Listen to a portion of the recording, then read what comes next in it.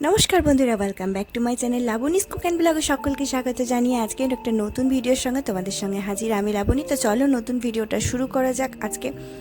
আজকে তোমাদের সাথে যেটা শেয়ার করব সেটা হলো আজকে তোমাদের সাথে কিচেনের কিছু টুকিটাকি টিপস বলতে পারো তোমাদের সাথে শেয়ার করব। তো চলো ভিডিওটা শুরু করি। তো ভিডিওটা আজকে সকাল থেকেই শুরু করছি। আর সকালবেলায় আমাদের প্রথম যেটা কাজ হয় সেটা হলো একটা ব্রেকফাস্ট তৈরি করা। তো প্রত্যেক দিন একই রকম ব্রেকফাস্ট কিন্তু আমাদের একঘেয়েমি লাগে, যেমন খেতে একঘেয়েমি লাগে তেমনি বানাতেও কিন্তু একঘেয়েমি লাগে।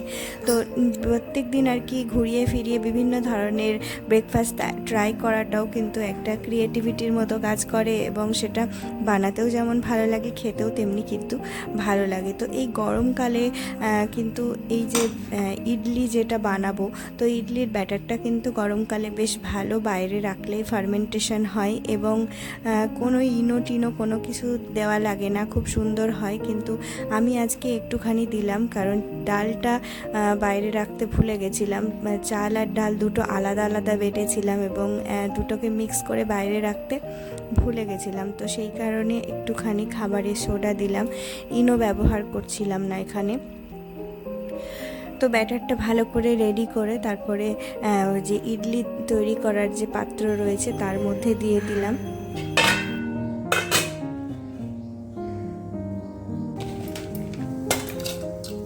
আজকে ইডলির সাথে একটুখানি সাম্বার বানাচ্ছি, তো সেই কারণে অল্প একটু অরহরের ডাল দিলাম। আর বাড়িতে যা যা সবজি অ্যাভেলেবল থাকে সেটাই দিয়ে দিই। তো চলো আজকে ইডলি আর একটুখানি কিন্তু পুরনো নারকেলও ছিল, মানে নারকেলটা জলটা মানে শুকিয়ে গেছিলো, কিন্তু শুকিয়ে গেলেও কোনো অসুবিধা নেই, ওটা দিয়ে কিন্তু আজকে নারকেলের যে চাটনি হয় সেটা বানাবো, আর ইডলি আর সাম্বার। তো এটা আজকে কিন্তু ব্রেকফাস্ট।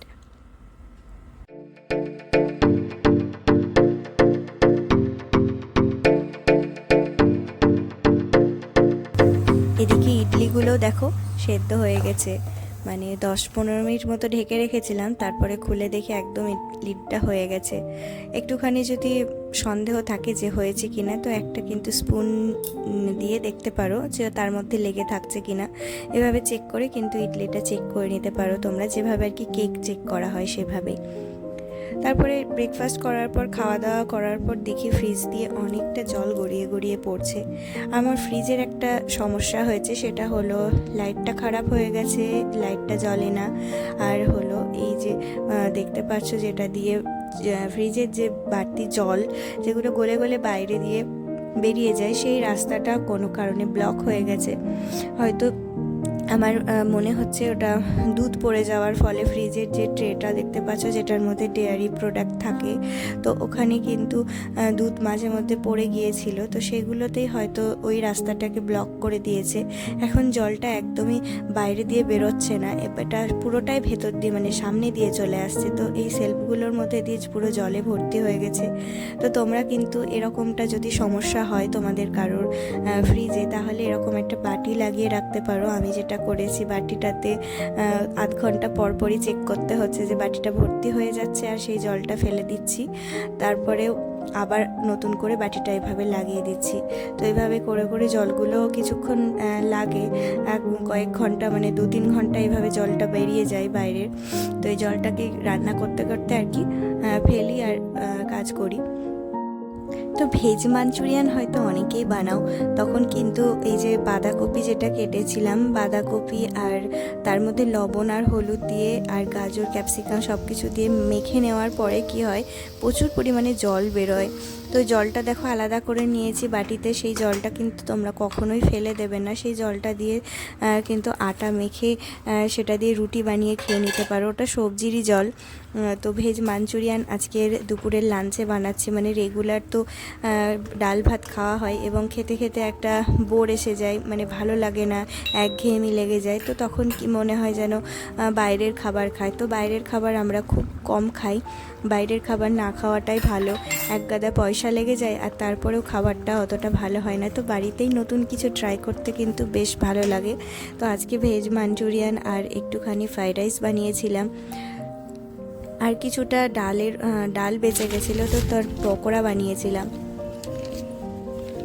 চাল তো আমাদের প্রত্যেকের বাড়িতেই থাকে এবং চালের আমাদের মাঝে মধ্যে মানে যত্ন নিতে হয়, মাঝে মধ্যে দেখতে হয় চালে পোকা ধরেছে কিনা।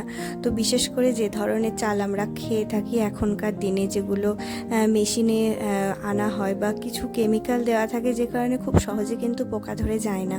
কিন্তু এই চালটা হলো রেশনের চাল, এটাতে কিন্তু পোকা ধরে, কারণ রেশনের চাল জানোই পোকা ধরা মানে অতটাও ভালো হয় না। কিন্তু আমি রেশনের চাল এনে থাকি শুধুমাত্র ইডলি খাওয়ার জন্য, এটাতে কিন্তু খুব ভালো ইডলি হয় এবং ফ্রিতে যখন পাচ্ছি তখন সেটাই বা কেন মানে হাতছাড়া করবো, সেই তাই না। তো এই চালটা আমি বাড়ি থেকে এনেছিলাম, এটা একদম জমির আতপ চাল এটাকে মানে এটা, আর না এটা জমির আতপ চাল, আর আগেরটা ছিল তোমার চাল, কামিনী ভোগ চাল। তো সব চালগুলোকে আজকে একটু একটু রোদ্দুরে দিলাম। তো সব চালই আর কি দিই, কামিনী ভোগ থাকলেও কিন্তু বেশি দিন থাকলে কিন্তু পোকা ধরে যায়, আর যাতে পোকা না ধরে রোদ্দুরে দিয়ে তারপরে আবার কৌটোর মধ্যে আবার যথারীতি ভরে দিলাম এবং একটা করে প্রত্যেকটা জায়গায় শুকনো লঙ্কা রেখে দিলাম, চালের মধ্যে রেখে দেবো এটা, তাতে কিন্তু পোকা ধরার হাত থেকে বাঁচাবে।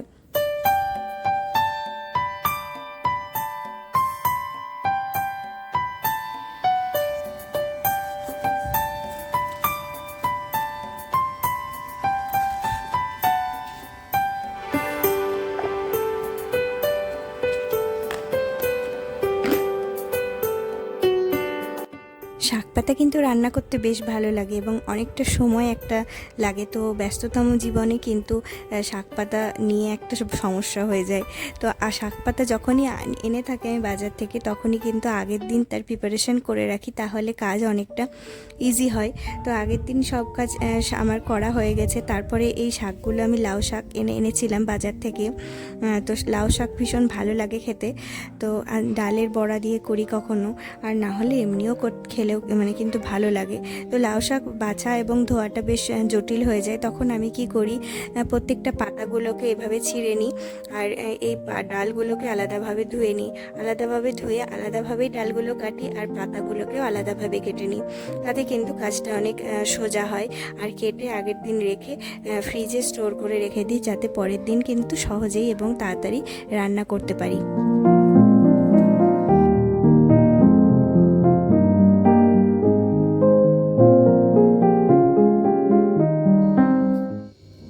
তো এটা তোমরা হয়তো ভাবছো যে কি, এটা দইয়ের মতো লাগছে দেখতে, কিন্তু এটা দই না। এক বাটি মতো আমার সর কালেক্ট হয়েছিল, মানে প্রতিদিন দুধ চাল করার পরে সরটা আর কারো ভালো লাগে না খেতে।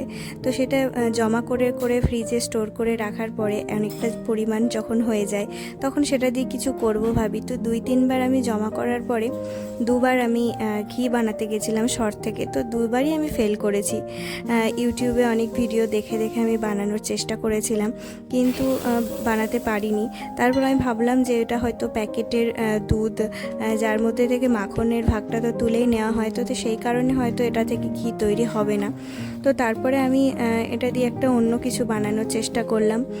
তো এই দুধের সরটাকে ভালো করে মিক্সিতে পেস্ট করে নিয়েছি, তারপরে কড়াইয়ের মধ্যে দিয়ে অনেকক্ষণ নাড়িয়ে নাড়িয়ে গাঢ় হয়ে গেল। তারপর এর মধ্যে বেশ খানিকটা চিনি দিয়ে এরকম মন্ডা মিঠাইয়ের মতো তৈরি করেছি। তারপর এটা এরকম হাতে নাড়ু নাড়ু করে তৈরি করে রাখতে পারো, অথবা একটা প্লেটে সেট করে এটাকে ফ্রিজে রেখে তারপরে কিন্তু চাকু দিয়ে কেটে কেটে সন্দেশের মতো ব্যবহার করতে পারো। চাইলে তোমরা গুঁড়ো দুধও দিতে পারো। আর ছানা তো প্রত্যেকের বাড়িতেই হয়, নাহলে কিন্তু তোমরা এক্সট্রা দুধ দিয়ে কিন্তু দুধ কিনে ছানা বানিয়ে বাড়িতে পনির তৈরি করতে পারো। বাজারের যে পনিরগুলো হয় তার মধ্যে তো ভেজাল তো থাকেই অবশ্যই, আর তাছাড়া খেতেও অতটা ভালো লাগে না। বাজারের পনির খেতে খেতে আমার একদম একঘেয়েমি লেগে গেছিলো, তাই ভাবলাম আজকে একটুখানি বাড়িতেই পনির তৈরি করব। তো ছানাটা বেশ খানিকটা হয়েছিল, 2-3 প্যাকেট দুধ আর কি গরমের মধ্যে একটু নষ্ট হয়ে গেছিলো, তো সেটাও ছানা বানিয়ে ফেলেছি। আর তারপরে আরও 1 প্যাকেট ভালো প্যাকেট দুধের আর কি ছানা বানিয়ে নিয়েছি। ছানার জলটাও কিন্তু আমি ব্যবহার করে ফেলি যখন গোলা রুটি বলো বা এমনি রুটি বলো, তার মধ্যে জলের পরিবর্তে এই ছানার জল দিয়ে আটাটা মাখলে কিন্তু বেশ নরম রুটি তৈরি হয়। আর যদি গোলা রুটি করি তাহলেও সেই জলের পরিবর্তে এই জলটা ব্যবহার করে এটা ইউজ করে ফেলি, কারণ এর মধ্যেও কিন্তু অনেক প্রোটিন থাকে, তাই জলটাকে একদমই কিন্তু ওয়েস্ট করি না।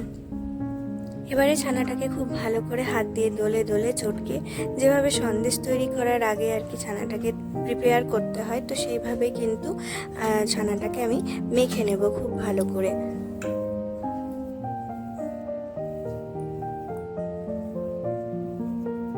তো ছানার মধ্যে একটুও কিন্তু জল থাকলে চলবে না, খুব ভালোভাবে জলটাকে বের করে ফেলেছি। একটা নোড়া চাপিয়ে রেখেছিলাম, জলটা একদম বেরিয়ে গেছিলো। তারপরে ছানাটাকে চটকানোর সময় সামান্য একটু আটা দিয়েছিলাম, আর চাইলে কিন্তু তোমরা ময়দাও দিতে পারো, তাতেও কোনো অসুবিধা নেই। আটা বা ময়দা খুব সামান্য পরিমাণে দিই। তারপরে এটাকে ভালো করে মেখে এভাবে স্কোয়ার শেপে আকার দিয়ে ফ্রিজে রেখে দিয়েছিলাম রাতভর। তো ফ্রিজে রাতভর রাখার পরে কিন্তু একদম খুব ভালোভাবে সেট হয়ে যায়, এবং পনিরের যে টেস্ট সেই রকমই আমার মনে হয়।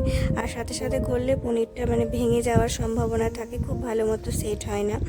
তো রাতভর রাখার পরে দেখো কেটে নিচ্ছি যেভাবে পনির কাটি আমরা। তো এটা মোটামুটি 200-250 গ্রামের পনির তো হয়ে গেছে। তো দেখো একদম বাজারের যেরকম পনির হয় ঠিক সেই রকমই পনির আমি বাড়িতেই তৈরি করে নিতে পারি, খুব একটা খাটনিও করতে হয় না আমাদের।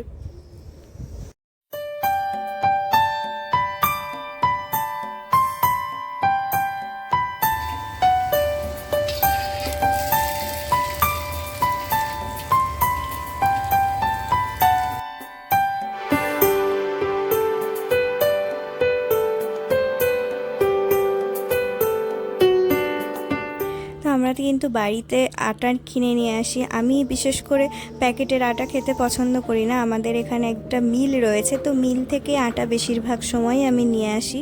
তো মিলের আটাটা আনার পরে যেটা করি সেটা হলো চেলে নিতে হয়। মিলের আটাটা তো ওরকম চালা থাকে না, তো সেই কারণে চালার পরে যেটা বের হয় মানে ভুসি বের হয়, তো সেই ভুসিটাকেও কিন্তু আমি ফেলি না। আমি কোনো কিছুর মানে অপচয় করি না বলতে পারো, বা প্রত্যেকটা জিনিসের 100% ইউজ করেই তবেই ছাড়ি। তো এই তুষটাকেও আমি ফেলবো না, এটা দিয়ে একটা খুবই ভালো স্ক্রাব বানানো যায়, এবং এতটা পরিমাণে রয়েছে সেটা 2-3 দিন আমি ব্যবহার করব। আর এটাকে মিক্স করে রাখছি, আজকে আমি ফুল বডিতে পুরো স্ক্রাবিং করব। তো সেই কারণে একটুখানি স্ক্রাবিং বাড়িতেই মানে স্ক্রাবার বাড়িতেই বানিয়ে নিচ্ছি, কারণ বাজারের যে স্ক্রাবার আমরা কিনি সেটা সাধারণত আমরা মুখে ব্যবহার করি এবং খুব অল্প, কিন্তু ফুল বডিতে যদি ইউজ করতে চাই তাহলে কিন্তু আমাদের অনেকটা পরিমাণে স্ক্রাব লাগে, এবং একদিনেই হয়তো পুরো টিউবটা শেষ হয়ে যাবে। তো সেই কারণে বাড়িতে এগুলো ছোটো ছোটো বানানোই যেতে পারে। তো একটুখানি দই, লেবুটাও আর কি খারাপ হয়ে গেছিলো, তো লেবুটাকে আর কি ফেলিনি, আমি ওটাকে ইউজ করে নিলাম। আর খুব ভালো একটা স্ক্রাবার বানিয়ে ফেলেছি, পুরো বডি পুরো স্ক্রাবিং হয়ে যায়, এবং ইউজ করার পর খুব হালকা লাগে আমাদের শরীরটাকে। লাস্ট যে টিপসটি তোমাদের বলবো সেটা হলো ফ্রিজের ওপরে কভার তো সকলেই আমরা দিই, কিন্তু যদি কিচেনে যদি ফ্রিজটা থেকে থাকে তাহলে তেল পড়ার জন্য কভারটা নষ্ট হয়ে যায়, বা যদি ধুলো ময়লা পড়ে সেটাকে ক্লিন করার জন্য তোমরা একটা সহজ পদ্ধতি করতে পারো। এর ওপরে নিউজ পেপার বা কোনো পেপার এর ওপরে চাপিয়ে রাখতে পারো, তাহলে ক্লিন করতে বেশ সুবিধে হয়। চটজলদি এটা কভারটা কম পরিমাণে ধুতে হয়, তো সেই কারণে রান্নাঘরটাও কিন্তু পরিষ্কারও থাকে। তো ভিডিওটা আজকের মতো এখানেই শেষ করছি বন্ধুরা, দেখা হচ্ছে নেক্সট ভিডিওতে।